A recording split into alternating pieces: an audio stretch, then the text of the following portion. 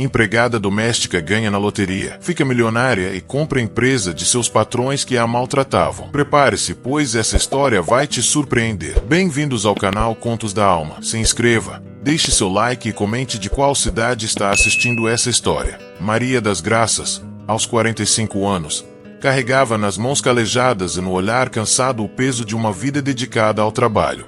Há 15 anos, seus dias começavam antes mesmo do sol espreguiçar no horizonte. O despertador, um rádio velho que chiava canções de forró, anunciava às 4:30 da manhã. Era o sinal para Maria se levantar, preparar seu café ralo e enfrentar a jornada que a levaria da sua pequena casa, no subúrbio, até a mansão dos Monteiro, no bairro mais nobre da cidade. 2 ônibus lotados, um cheiro de suor e sonhos adiados, eram a ponte entre seu mundo simples e o universo de luxo e indiferença dos seus patrões.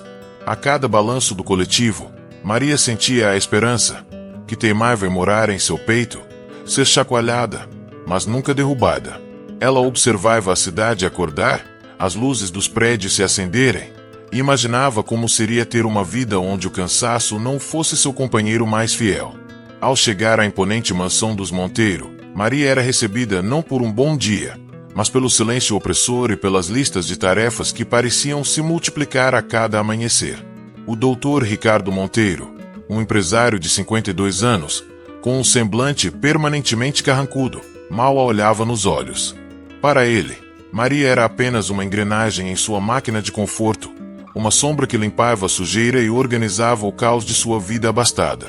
Sua voz, quando se dignava a falar com Maria, era sempre um tom de comando, de desaprovação, nunca de gratidão. A senhora Patrícia Monteiro, 48 anos, era a personificação da futilidade. Seus dias eram preenchidos com salões de beleza, compras e jantares sociais.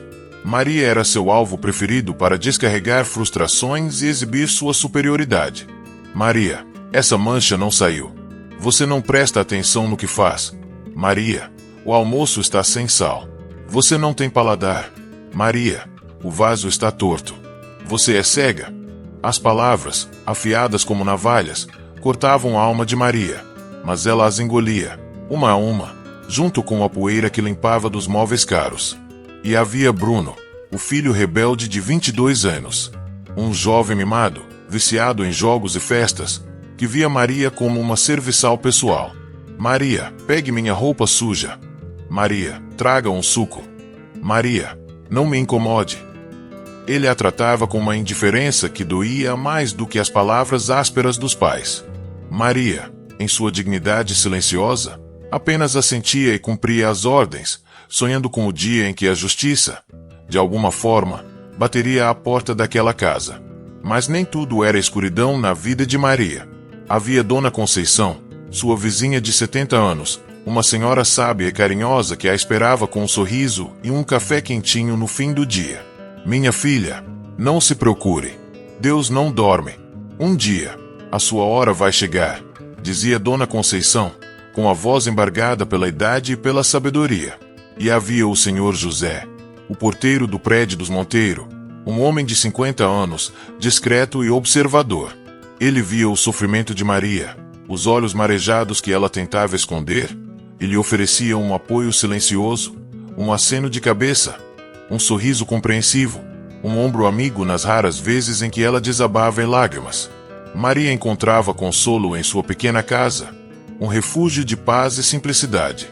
As paredes, antes descascadas, haviam sido pintadas com suas próprias mãos, em tons de azul e verde, cores que lhe traziam a calma do mar e a esperança da natureza. Ali, ela regava suas plantas, ouvia suas músicas e sonhava. Sonhava em ter sua própria casa, um lugar onde pudesse ser livre, sem humilhações, sem o peso do desprezo alheio. Sonhava em ajudar sua comunidade, em ver as crianças do bairro comendo bem, estudando, tendo um futuro diferente do seu. Sonhava com dignidade, com respeito, com uma vida onde o seu valor não fosse medido pela quantidade de pó que ela limpava. E foi em meio a essa rotina cinzenta, entre esfregões e panelas, entre humilhações e sonhos, que um pequeno bilhete, esquecido no bolso de um avental velho, guardava a promessa de uma virada. Um bilhete de loteria, comprado por impulso, quase por brincadeira, que Maria havia esquecido completamente. Mal sabia ela que aquele pedaço de papel, amassado e quase ilegível, seria a chave para sua liberdade, para sua vingança, para sua nova vida. Era uma terça-feira chuvosa, daquelas que parecem lavar a alma da cidade, ao mesmo tempo, trazer um ar de melancolia. Maria, terminando mais um dia exaustivo na casa dos Monteiro, sentia o corpo pesado e a mente divagando. A senhora Patrícia havia tido um acesso de fúria por causa de uma mancha imaginária no tapete persa, e o doutor Ricardo havia resmungado sobre a lentidão de Maria ao servir o jantar. Bruno, como de costume, estava trancado em seu quarto, com a música alta abafando qualquer tentativa de comunicação. Maria, em seu ritual diário de arrumação, recolhia as roupas sujas espalhadas pelo chão do quarto de Bruno. Entre meias e camisetas amassadas, algo chamou sua atenção. Um pequeno pedaço de papel, dobrado e amarrotado, quase imperceptível. Era um bilhete de loteria. Maria o pegou, por um instante, pensando em jogá-lo fora, mas algo a fez hesitar. Lembrou-se de Dona Conceição, que sempre dizia para nunca desprezar as pequenas coisas, pois nelas residem grandes surpresas. Com o bilhete na mão, Maria sentiu um arrepio. Não era a primeira vez que encontrava bilhetes de loteria esquecidos pelos Monteiro. Eles compravam dezenas, centenas, sem sequer conferir os resultados. Era um passatempo, um luxo que podiam se dar. Maria, por outro lado, havia comprado aquele bilhete por um impulso raro, em um dia de feira, quando a vendedora insistiu que aquele era o bilhete da sorte. Ela havia guardado no bolso do avental, na correria do dia a dia. Simplesmente esqueceu. Chegando em casa, exausta, Maria jogou o bilhete sobre a mesa da cozinha, ao lado de uma xícara de chá de camomila. Dona Conceição, que a esperava com o chá e um pedaço de bolo de fubá, notou o papel. "O que é isso, minha filha?" "Mais um bilhete da sorte?" perguntou a velhinha, com um sorriso maroto. Maria deu de ombros, sem muita esperança. "Ah, Dona Conceição, é só mais um bilhete que achei. Nem sei se vale a pena conferir." Mas Dona Conceição, com sua sabedoria peculiar, insistiu. "Ora, Maria, nunca se sabe. A sorte é como um passarinho, a gente nunca sabe onde ele vai pousar. Vai lá, confere. Não custa nada." Maria, para agradar a amiga, pegou o jornal velho que estava sobre a geladeira e começou a conferir os números. Um a um, os olhos de Maria percorriam as linhas, o coração batendo em um ritmo lento e constante. O primeiro número, o segundo, o terceiro, a cada acerto, um fio de esperança se acendia em seu peito. O quarto, o quinto, e então, o último número. O último número, que parecia brilhar no papel amarelado, era o mesmo do bilhete. Maria piscou, incrédula. Conferiu novamente. E de novo. Seus olhos se encheram de lágrimas, e um grito abafado de alegria escapou de seus lábios. "Dona Conceição! Dona Conceição! Eu acho que eu ganhei. Eu ganhei na loteria." Maria mal conseguia falar, a voz embargada pela emoção. Dona Conceição, que observava a cena com um sorriso nos lábios, abraçou Maria com força. "Eu sabia, minha filha. Eu sabia. Deus não dorme. A sua hora chegou." Naquela noite, a pequena casa de Maria foi palco de uma celebração silenciosa. As duas mulheres, abraçadas, choravam e riam ao mesmo tempo. Maria, com o bilhete premiado em mãos, sentia o peso de anos de humilhação e cansaço se dissipar. Aquele pedaço de papel não era apenas um bilhete de loteria. Era a promessa de uma nova vida, de dignidade, de liberdade. Era a virada que ela tanto sonhava, a resposta às suas preces silenciosas. Os dias que se seguiram foram de uma ansiedade contida. Maria, com a ajuda de Dona Conceição e do Senhor José, que se tornou seu confidente e conselheiro, começou a planejar seus próximos passos. O valor do prêmio era astronômico, o suficiente para mudar não apenas a sua vida, mas a vida de muitas pessoas. Maria, em sua humildade, não pensou em luxos e extravagâncias. Seus primeiros pensamentos foram para sua comunidade, para as crianças que via brincar descalças na rua, para as famílias que lutavam para colocar comida na mesa. Mas antes de tudo, Maria tinha um plano. Um plano que vinha amadurecendo em sua mente há anos, alimentado por cada humilhação, por cada palavra de desprezo. Um plano que envolvia a Monteiro e Associados, a empresa do Dr. Ricardo, o império construído sobre a exploração e a falta de ética. Maria sabia que a vingança, por si só, não traria a paz que ela tanto buscava. Mas a justiça, a dignidade e a possibilidade de transformar a vida de outras pessoas, isso sim, era o que a movia. E a primeira etapa desse plano era a mais ousada de todas: comprar a empresa de seus ex-patrões.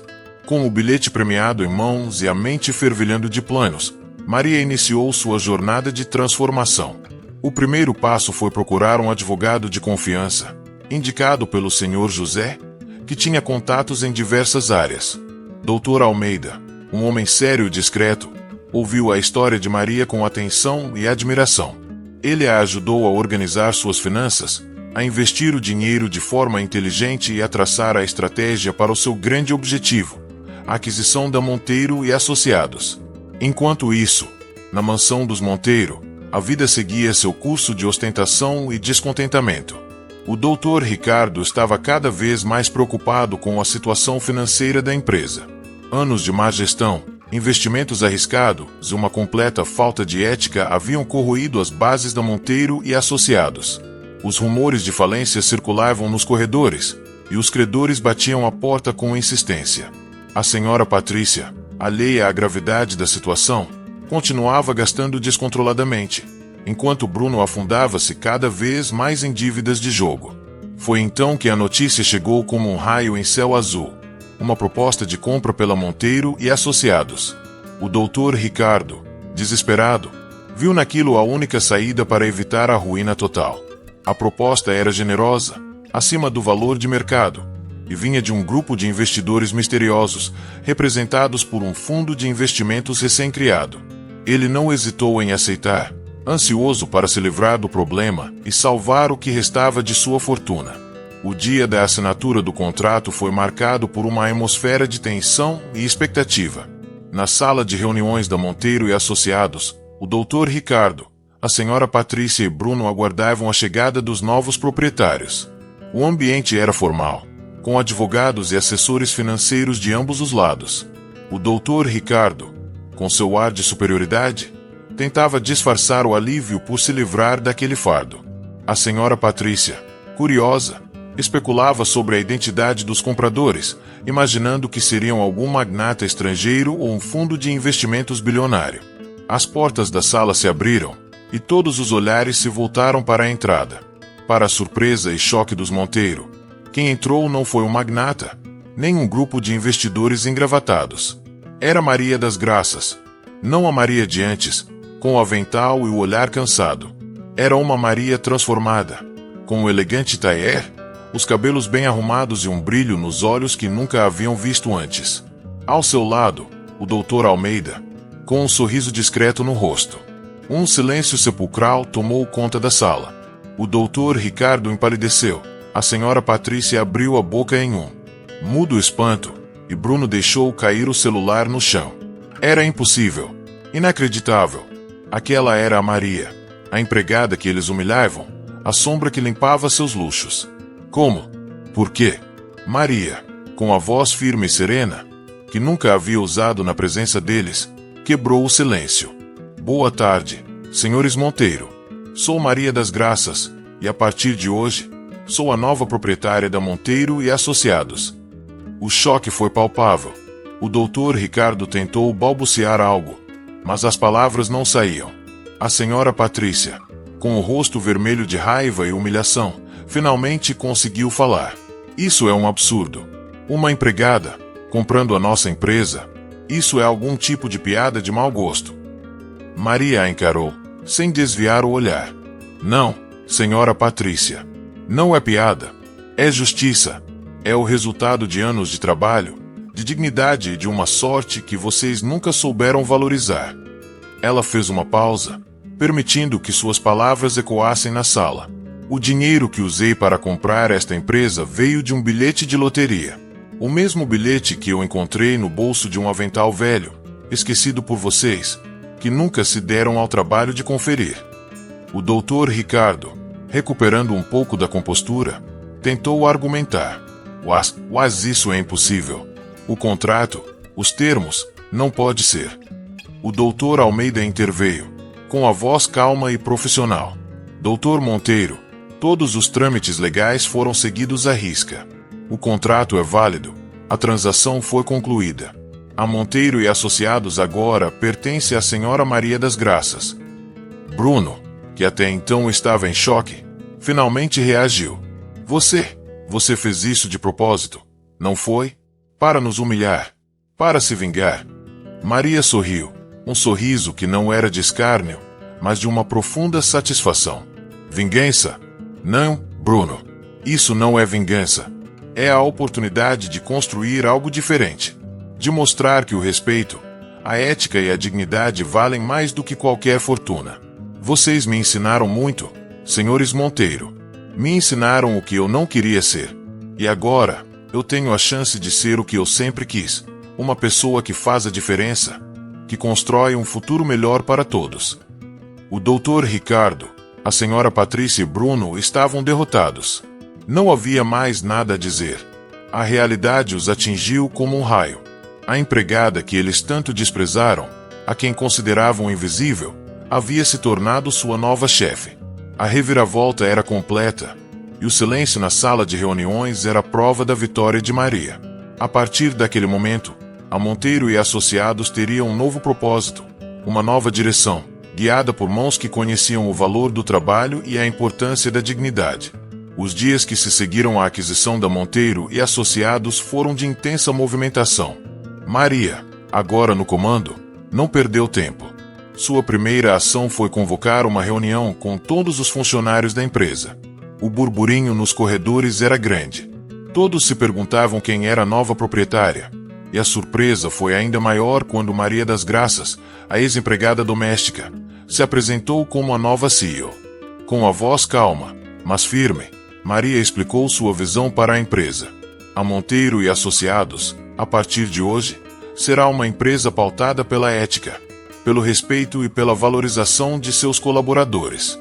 Não haverá mais espaço para a exploração, para a humilhação ou para a falta de dignidade. Todos aqui são importantes, e todos terão a oportunidade de crescer e prosperar junto com a empresa. As palavras de Maria ecoaram nos corações dos funcionários, muitos dos quais haviam sofrido nas mãos dos antigos patrões. Um novo ânimo tomou conta da empresa. Maria, com a ajuda de uma equipe de consultores e do Dr. Almeida, começou a implementar mudanças significativas. Programas de treinamento, melhoria das condições de trabalho, salários justos e benefícios foram introduzidos. A empresa, antes vista como um lugar de opressão, começou a se transformar em um ambiente de colaboração e respeito. Enquanto isso, os Monteiro tentavam lidar com a nova realidade. O Dr. Ricardo, humilhado e falido, viu seu império desmoronar. A senhora Patrícia, sem o luxo e o status que a definia, sentia o peso da indiferença social. Bruno, sem o dinheiro dos pais para sustentar seus vícios, enfrentava as consequências de suas escolhas. Eles foram obrigados a deixar a mansão e se mudar para um apartamento modesto, uma realidade que nunca haviam imaginado. O confronto final aconteceu algumas semanas depois, em um evento de caridade organizado por Maria. Ela havia convidado diversas personalidades da cidade, incluindo os antigos sócios e clientes da Monteiro e Associados. Os Monteiro, por sua vez, apareceram no evento, movidos por uma mistura de curiosidade e ressentimento. Eles esperavam ver Maria fracassar, tropeçar em sua nova posição, mas o que encontraram foi uma mulher confiante, respeitada e admirada por todos. Ao se cruzarem, o Dr. Ricardo tentou manter a pose, mas seus olhos revelavam a amargura da derrota. Maria, ou devo dizer, Senhora das Graças, vejo que se adaptou bem ao seu novo papel, ele disse, com um tom de sarcasmo mal disfarçado. Maria o encarou, sem qualquer traço de raiva ou ressentimento. Dr. Ricardo, a vida nos ensina muitas lições, e a maior delas é que o respeito e a dignidade não têm preço.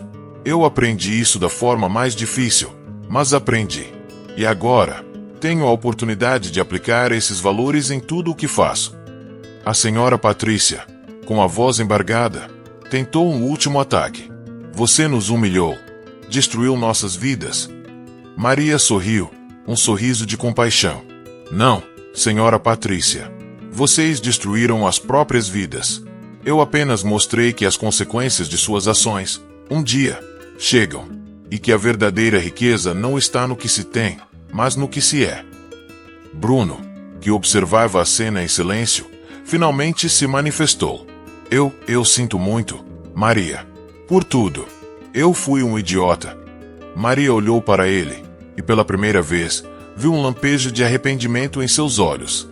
O arrependimento é o primeiro passo para a mudança, Bruno. A vida sempre nos dá uma segunda chance, se estivermos dispostos a aprender com nossos erros. O confronto não foi uma explosão de raiva, mas um momento de reflexão. Os Monteiro, diante da nova Maria, perceberam a dimensão de seus erros e a força da mulher que eles tanto desprezaram. Maria, por sua vez, sentiu que a justiça havia sido feita, não por vingança, mas pela transformação.